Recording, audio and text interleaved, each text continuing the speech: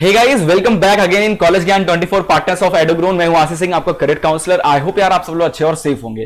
तो आज हम अपनी एक और नई वेबसाइट पे हैं, careertalk.edogrowon.in। ठीक है, यहाँ पे करियर रिलेटेड जितने भी करियर ऑप्शंस होते हैं ना, सारे करियर ऑप्शंस आपको यहाँ पे अवेलेबल हैं। अगर आप क्लास 9 10th में हो, 9 10th के बाद किस तरीके से स्ट्रीम लिया जाए, हाउ टू चूज स्ट्रीम, ठीक है, 9 10th के बाद गवर्नमेंट अपॉर्चुनिटीज क्या है, प्राइवेट सेक्टर में क्या अपॉर्चुनिटी, सारे करियर ऑप्शंस आपको इस कैटेगरी में मिल जाएंगे। वहीं अगर आप 11 12th में हो, 11 12th के बाद का आप क्या प्लानिंग कर रहे हो, बीसीए करें, बीटेक करें, इंजीनियरिंग करें, नीट में जाएं, मेडिकल लें, क्या लें, सारे करियर ऑप्शंस कंटेंट आपको डेली बेसिस पे यहाँ पे अपडेट होते हैं, आप चेकआउट कर सकते हैं। अगर आप ग्रेजुएट के स्टूडेंट हो तो आफ्टर ग्रेजुएशन क्या क्या आप मास्टर्स के लिए या जॉब की तरफ जाइए, मास्टर की तरफ जाइए, जॉब कैसे ढूंढे, ये सारे अच्छे अच्छे ऑप्शंस हमारी इस वेबसाइट पे डेवलप हैं और हम और भी इसको इंप्रूव करने की पूरी कोशिश कर रहे हैं। फिलहाल आज की जो वीडियो है हम इस पे बात करने वाले हैं। तो आज की वीडियो हमारी बहुत ही खास होने वाली है।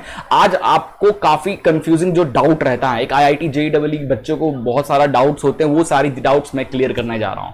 जी हां, आज हम score vs rank vs percentile के बारे में बात करने वाले हैं। आईआईटी जेईई 2022 बहुत ऐसे बच्चे हैं आप लोग में से जिनको परसेंटाइल का फंडा नहीं पता है, जिनको रैंक के बारे में उतना कुछ आइडिया नहीं होता है। भाई मेरा रैंक इतना आया है तो इस रैंक का में मुझे क्या मिल पाएगा, क्या नहीं मिल पाएगा, है ना। ऐसी काफी सारे प्रॉब्लम्स आपके मन में रहता है। ठीक है, अपन लोएस्ट कितने रैंक में या लोवेस्ट कितने परसेंटाइल में मेरे को एक एनआईटीज मिल सकता है। आने वाले टाइम में मैं ऐसे ऐसे वीडियोस भी लेकर आने वाले हैं कि कितने रैंक से कितने रैंक के बीच में आपको कौन कौन से कॉलेजेस मिल सकते हैं, है ना। ये सारी चीजें हम लेकर आगे वीडियो में लेकर आएंगे। बट फिलहाल आज हम स्कोर, रैंक और परसेंटाइल के जो नंबर्स, इनको एनालाइज करके एक डिटेल जानकारी यहां इकट्ठा करते हैं। बहुत ही मजा आने वाला है, बहुत कुछ आपको सीखने को मिलेगा। अगर आप 11th के बच्चे हो, अगर आप 12th के बच्चे हो, तो ये वीडियो बहुत ज्यादा आपको हेल्प करने वाला है।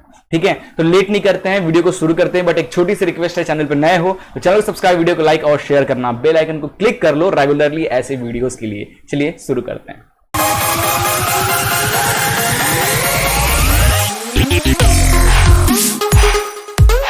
सो गाइस, जेई मेन, पहले तो नॉर्मलाइजेशन फॉर्मूला क्या है इसको हम समझते हैं। ज्यादा मैं आपको परेशान नहीं करूंगा, बहुत छोटे से टाइम में मैं आपको ये पूरी चीज समझाने की कोशिश करने वाला हूं। ठीक है, तो आज हम लोग मैथमेटिक टूल्स के साथ खेलने वाले हैं। स्कोर, रैंक और जेई के जो परसेंटाइल होते हैं, इसको कंपेयर करके इसको एकदम एग्जैक्ट माइंड में फिट कर लेना है आप लोगों को। तो ये पूरा मैथमेटिक का सेशन होने वाला है। आज कुछ नंबर्स के साथ हम लोग खेलने वाले हैं। ठीक है, तो पहले तो देखो जेई जो है, जो एनटीए नेशनल टेस्टिंग एजेंसी जो है, ये किस तरीके से अपना परसेंटाइल, स्कोर या रैंक बनाती है, पहले इसको समझ लेते हैं। तो देखो यार, आप लोगों को भी पता है कि जो परसेंटाइल बनता है वो जैसे आपने पीसीएम से दिया है तो फिजिक्स का परसेंटाइल अलग बनेगा, मैथ्स का परसेंटाइल अलग बनेगा और केमिस्ट्री का परसेंटाइल अलग होगा, और फिर इन तीनों का एवरेज निकल के बनता है हमारा टोटल परसेंटाइल। ठीक है, अब टोटल परसेंटाइल कैसे निकाला जाता है? तो देखो, स्लॉट होता है ना, फर्स्ट स्लॉट, सेकंड स्लॉट में आप एग्जाम देते हो। मान लो आप सुबह 10 बजे से लेके 1 बजे वाले स्लॉट में आप एग्जाम देने गए थे। ठीक है, तो अब ये जो स्लॉट था, नंबर स्लॉट 1 कह रहा है, अब इस स्लॉट में कितने बच्चे वो पेपर दिए हैं। ठीक है, टोटल निकालना है, total number of children appeared in the session. इस सेशन में कितने टोटल बच्चे अपीयर करना है और उस डिवाइड करना है, मतलब आपको उस क्या बोलते हैं, उस स्लॉट में कितने बच्चे ने पेपर दिया है। ठीक है, और टोटल कितने बच्चे सेशन में देंगे, इसको डिवाइड करके टोटल परसेंटाइल बनता है। ठीक है, तो जो भी आपका परसेंटाइल आता है तो उससे ये समझ में आता है कि कितने बच्चे आपसे पीछे हैं, है ना, आपका जो भी परसेंटाइल आएगा। अब जरा इस परसेंटाइल, रैंक और स्कोर को और थोड़ा अच्छे से क्लियर करते हैं। तो देखो यार, सबसे पहले एक और चीज डिस्कस कर लेते हैं हम लोग कि अगर आपने आईआईटी जेईई मेन एग्जाम दिया है, ठीक है, तो मेन एग्जाम देने के बाद कितने परसेंटाइल या कितने इस नंबर पे आप एडवांस के लिए एलिजिबल हो जाओगे, पहले हम जरा इसको देख लेते हैं। तो देखो, अगर आप जनरल कैटेगरी के हो तो आपको 87.899 परसेंटाइल के आसपास अगर आपका आता है या इससे ऊपर आता है तो you are eligible for the advance. अब ये परसेंटाइल अप और डाउन भी होता रहता है, बहुत सारे फैक्टर्स पे डिपेंड करते हैं कि भाई कितने बच्चे एग्जाम दिए थे, उनके एवरेज स्कोर क्या था, है ना, आप पेपर टफ था, पेपर आसान था, ये काफी सारी चीजों पे परसेंटाइल मैटर करता है। ठीक है, बट अप्रोक्स की बात कर रहा हूं, इतना तो रहता ही है। तो 87.899 से ऊपर अगर आपका नंबर है मेंस में तो you are eligible for the advance के लिए। ठीक है, और अगर मैं स्कोर के टर्म में बात करूं तो आपका 85 से 95 नंबर अगर हैं इस बीच में नंबर या इससे ऊपर नंबर हैं तो you are eligible for the advance. Okay, clear हो गया। वहीं ईडब्ल्यूएस वालों के लिए 66.221 परसेंटाइल अप्रोक्सीमेट चाहिए होता है एडवांस के लिए, और ओबीसी वालों के लिए 68.023, एससी कैटेगरी वालों के लिए 46.882 परसेंटाइल और एसटी के लिए 37.673 percentile only for appearing in advance. Clear है, आईटीजेई एडवांस के लिए। ओके, अभी हम लोग यहां बात करते हैं इसके बाद। ओके, अभी देखो कुछ हम ये जो स्कोर के साथ परसेंटाइल का एक हम लोग डिटेल देखने वाले हैं। तो देखो यार, score vs percentile session 2021 session का मैं ये आपको एक लिस्ट दिखा रहा हूं। ठीक है, अगस्त सेशन में जो पेपर हुए थे 2021 में, अगस्त सेशन में 26 अगस्त को, 27 अगस्त को, 31 अगस्त को और 1 सितंबर को पेपर हुए थे। ठीक है, अब इनमें जो बच्चों के नंबर, जो परसेंटाइल और जो उनके स्कोर्स आए थे, उसको जरा कंपेयर करके आप देखो, समझने की कोशिश करो। तो देखो आप, 26 अगस्त मॉर्निंग वाला जो बैच था, उस बैच में 99 परसेंटाइल जिनके बने थे, उनका नंबर आया था 189 नंबर। और वहीं इवनिंग वाला जो बैच था, उस बैच में जिनका 199 आया था, पेपर आसान था इसीलिए 199 आया था, तब उनका 99 परसेंटाइल बना था। और वहीं 27 का जो मॉर्निंग का जो पेपर हुआ था, वो पेपर थोड़ा और ज्यादा टफ था, मतलब और ज्यादा आसान था, जिसकी वजह से बच्चे ज्यादातर 208 स्कोर किए थे और 208 स्कोर में ही उनको 99 परसेंटाइल मिल जा रहा था। ठीक है, और वहीं अगर हम 27th इवनिंग की बात करें तो 195 स्कोर का मतलब था 99 परसेंटाइल, और 31st मॉर्निंग में 239 नंबर जिनके आते थे, इतने आसपास आए थे, उनको 99 परसेंटाइल मिला था। और 31 अगस्त इवनिंग के टाइम पे 197 वालों को 99 परसेंटाइल बना था। और 1 सितंबर इवनिंग की बात करें तो मात्र 193 में इसको 99 परसेंटाइल बना था। तो ऑन एन एवरेज की बात करें तो 99 परसेंटाइल का मतलब होता है कि आपका जो स्कोर है वो एवरेज 203 के आसपास है। ठीक है, अब आप देख रहे हो, ये देखो, 1 2 मतलब सेशन, अगस्त सेशन में 1 2 3 4 5 6 पेपर हुआ था। 6 पेपर में बच्चों का अलग अलग नंबर आया था और हर नंबर का परसेंटाइल 99 ही आ रहा है। तो ये जैसे कि मैंने समझाया, परसेंटाइल मैटर बहुत सारी चीजों, उस पर्टिकुलर सेशन में, मॉर्निंग में, इवनिंग में पेपर का क्वालिटी कैसा था, कितने बच्चे अपीयर थे, टोटल कितने बच्चे थे, ठीक है, वो सारी चीजों पे डिपेंड करता है आपका परसेंटाइल। ठीक है, तो हो सकता है जिस बंदे का 203 नंबर आया था उनका भी 99 परसेंटाइल है, और हो सकता है किसी उसी में से जिन बच्चे का 189 नंबर आया है उनका भी 99 परसेंटाइल है। ऑफ कोर्स ऐसा स्कोर और परसेंटाइल में डिफरेंसेस देखने को मिल सकता है आपको। ठीक है, तो ये पूरा एक एनालिसिस करके, बच्चों से डिस्कशन करने के बाद एनालिसिस करके मैंने एक डाटा बनाया है। ठीक है, आप इस डाटा को देख के आप बहुत अच्छे से समझ पाओगे कि आपका जो on an average score 177 score अगर आपका आता है, इट मींस आपका 98 परसेंटाइल है। 160 अगर आपका स्कोर आता है, इट मींस आपका 97 परसेंटाइल के आसपास आपका बन सकता है। ठीक है, 148 नंबर अगर आपका ऑन एन एवरेज आपका स्कोर आता है, इट मींस 96 परसेंटाइल के आसपास आपको बनेगा। 138, 95, 122, 94, 122 की बात करें, 93 परसेंटाइल पे भी 122 पे कभी कभी बन जाता है, 115 पे 92 और 109 पे 91 और 103 नंबर के आसपास आपका आता है जेई मेन में, तो हो सकता है आपका 90 परसेंटाइल हो। 300 नंबर का पेपर हो रहा है, उसमें 100 नंबर ला रहे हो और आपका परसेंटाइल बन जा रहा है 90। ओ माय गॉड, मतलब 90% लोग आपसे पीछे, इसका मतलब ये वो 90 परसेंटाइल आपका आया था। ठीक है, तो आप कम नंबर में भी आपका परसेंटाइल हो सकता है अच्छा बन जाए।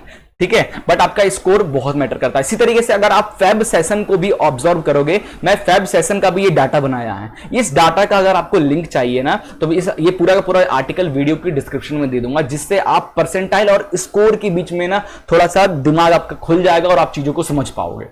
ठीक है, अभी देखो यहां पे फैब सेशन में 220 नंबर, 24 फैब को जो मॉर्निंग में पेपर हुआ था, उसमें 220 नंबर जिस बच्चे का आया था उसका 99 परसेंटाइल बनाया था। और सबसे कम देखा जाए, सबसे कम 26 फैब को इवनिंग में जो पेपर हुआ था, उसमें जिन बच्चों का 175 नंबर आया था उनका 99 परसेंटाइल।